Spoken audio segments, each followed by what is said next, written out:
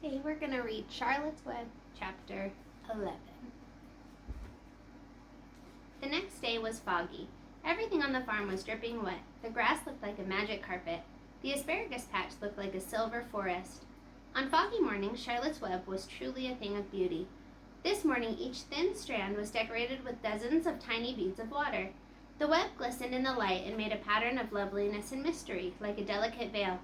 Even Lurvy, who wasn't particularly interested in beauty, noticed the web when he came with the pig's breakfast. He noted how clearly it showed up and noted how big and carefully built it was. And then he took another look and saw something that made him set his pail down. There, in the center of the web, neatly woven in block letters, was a message. It said, "Some pig." Lurvy felt weak.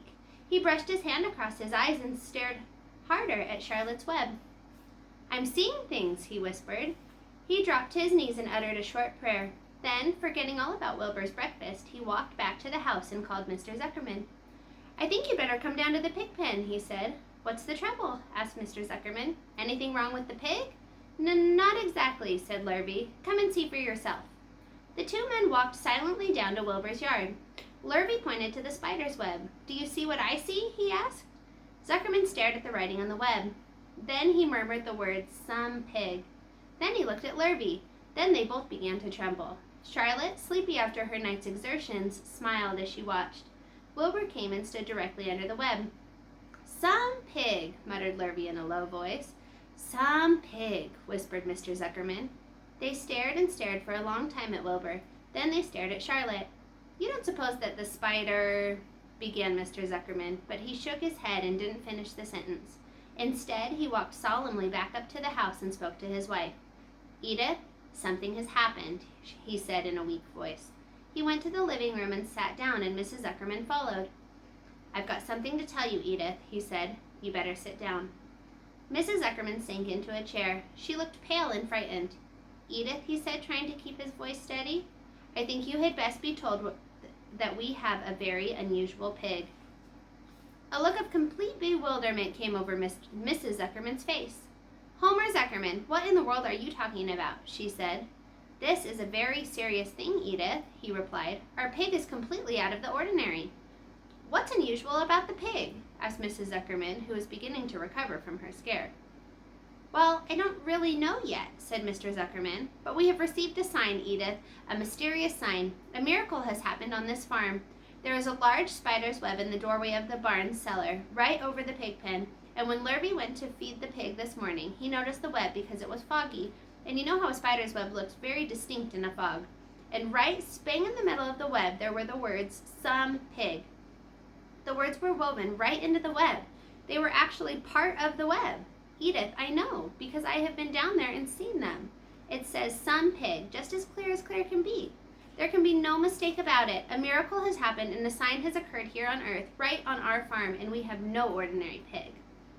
"Well," says Mrs. Zuckerman, "it seems to me you're a little off. It seems to me we have no ordinary spider." "Oh no," said Zuckerman, "it's the pig that's unusual. It says so, right in the middle of the web."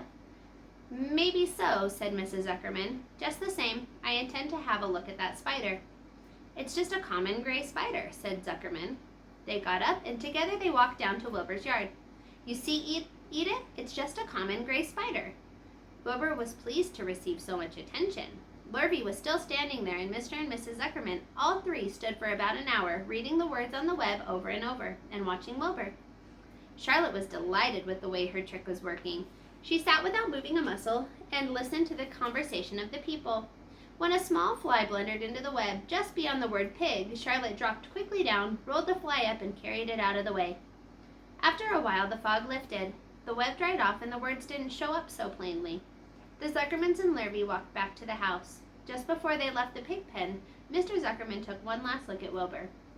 "You know," he said in an important voice, "I've thought all along that pig of yours was that pig of ours was." "You know," he said in an important voice, "I've thought all along that pig of ours was an extra good one. He's a solid pig.